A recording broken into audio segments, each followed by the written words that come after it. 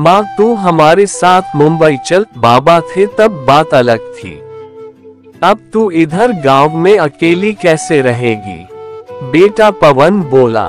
माँ सोच में पड़ गई। दिल का दौरा आने से पति की अचानक मृत्यु हो गई थी। मैंने बहुत कोशिश की खुद को समझाने की। 13वीं के बाद सब मेहमान चले गए। बेटा पवन और बहू मिताली दोनों इंजीनियर थे। बेटा और बहू के साथ रहने मत जाना, ऐसा मेरी एक सहेली ने कहा था, क्योंकि कमाने वाली बहू को बूढ़ी सास जरा सी भी पसंद नहीं होती। तेरे वहां जाने से उनकी स्वतंत्रता में बाधा आएगी और वो तुझे ताना मार मार के तेरा जीना हराम कर देंगे। भाई जब जिंदा थे तब उन्होंने अपनी सारी प्रॉपर्टी अपने बेटे के नाम पर कर दी थी। ऐसी परिस्थिति में बेटा और बहू यह मकान बेच सकते हैं और घर के सब पैसे लेकर तुझे एक एक पैसों के लिए तरसाएंगे। बेटे और बहू के साथ जाने के अलावा मेरे पास दूसरा कोई विकल्प नहीं था।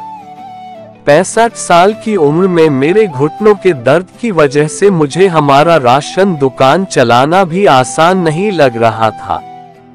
13वीं का पूरा खर्च बेटे ने उठाया, पर छोटे मोटे खर्च के लिए बेटे के सामने हाथ फैलाना मुझे पसंद नहीं था और हमने बचाए हुए थोड़े पैसे मुझसे खर्च हो गए थे।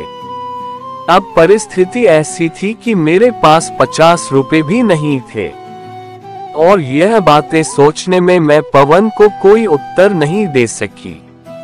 इतने में मिताली बोली, माँ मुझे बताओ कि कौन सी साड़ी रखनी है, मैं आपका बैग पैक कर रही हूँ। जब मिताली ने ऐसा कहा तब मैं उससे कुछ कह नहीं पाई, चुप रहकर उनके साथ मुंबई चली आई।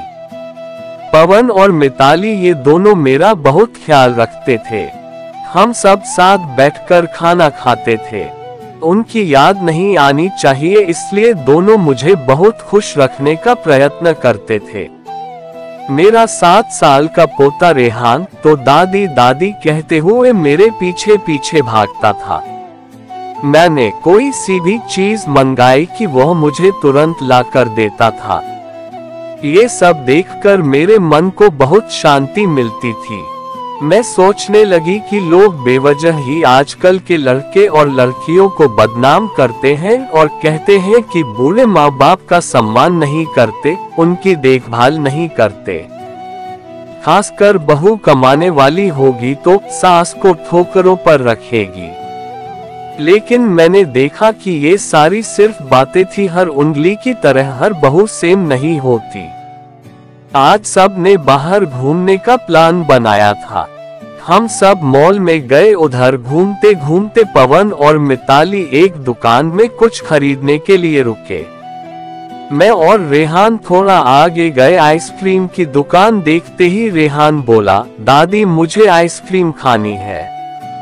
मेरे ऊपर जैसे बिजली ही गिरी, क्योंकि मेरे पास तो पैसे ही नहीं थे।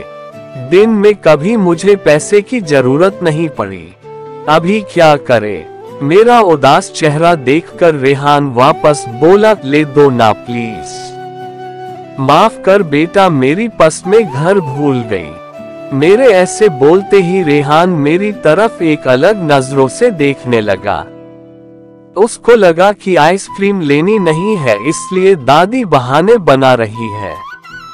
पर मैं क्या कर सकती थी, मुझे खुद ही शर्म आ रही थी। मैं कैसी दादी हूँ जो अपने पोते को आइसक्रीम भी नहीं लेके दे सकती। हमने बाहर ही खाना खाया। मिताली ने मेरे पसंद की काजू मसाले की सब्जी ऑर्डर की थी, पर मुझे वह पसंद नहीं आ रही थी। घर आने के बाद सब ने थोड़ी देर टीवी देखा। पवन सोने गया। रेहान को क्या चाहिए और क्या नहीं वह देखने के लिए मिताली उसके रूम में गई। मैं भी मेरे रूम में सोने जा रही थी। तभी मुझे रेहान की आवाज सुनाई दी, मम्मी दादी बहुत कंजूस है, तू ऐसा क्यों बोल रहा है? हाँ मम्मी, हम जब मॉल में घूम रहे थे तब मैंने दादी से आइसक्रीम मांगी तो वह कहने लगी कि मेरी पर्स घर पर भूल गई हूँ। यह अच्छा है क्या मम्मी? कंजूस दादी। रेहान क्या है? दादी के बारे में ऐसे बोलने से पहले तुमने सोचा नहीं क्या? तेरी दादी इस वक्त कितनी दुखी है तू समझ नहीं सकता दादी को कितना दुख है। बेटा, दादी और दादाजी गांव साथ रहते थे, तभी अचानक दादाजी हम सबको हमेशा के लिए छोड़कर चले गए। जिस व्यक्ति के साथ हम 24 घंटे साथ रहते हैं, साथ उठना बैठना खाना पीना हम साथ करते हैं, हम सब अपना सुख दुख बांट लेते हैं, वही व्यक्ति जब अचानक हमको छोड़कर चला जाता है तो कितना दुख होता है तू अभी नहीं समझ सकता। सोच, अचानक तेरे मम्मी पापा तेरे से बहुत दूर गए, इतने दूर गए कि वह कभी वापस नहीं आए, तब तुझे बुरा नहीं लगेगा क्या? नहीं मम्मी, मैं तुम दोनों के बिना नहीं रह सकता, रेहान बोला। बेटा फिर सोच कि दादाजी बिना तेरी दादी कैसे रहती होगी। ऐसी परिस्थिति में वह अपना पर्स घर भूल गई होगी। तूने उनको कंजूस कहा, उनका प्यार तुझे नहीं दिखा क्या? जब भी तुझे स्कूल से आने में 5 या 10 मिनट भी लेट हो जाता है तब वो बालकनी में खड़ी रहकर तेरी राह देखती है। उनके घुटने दर्द करते हैं तभी भी। बेटा, किसी के बारे में अपनी राय बनाने से पहले उस व्यक्ति के दृष्टिकोण से सोचना चाहिए। यह बातें सुनकर मुझे मेरी बहू पर बहुत अभिमान हुआ। उसकी जगह में रहती तो कदापि मैं मेरे लड़के को इतने अच्छे से समझा नहीं पाती।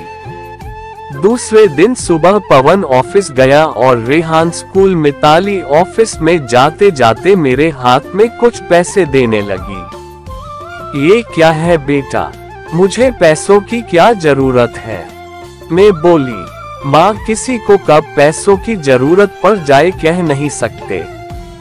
आप मंदिर जाते हो, कभी दान पेटी में डालो, कभी रेहान कोई चीज के लिए जिद करे तो आप उसे वह चीज ले देना। पर बेटा, माँ, जब यही पैसे पवन ने आपको दिए होते तो आपने मना किया होता क्या?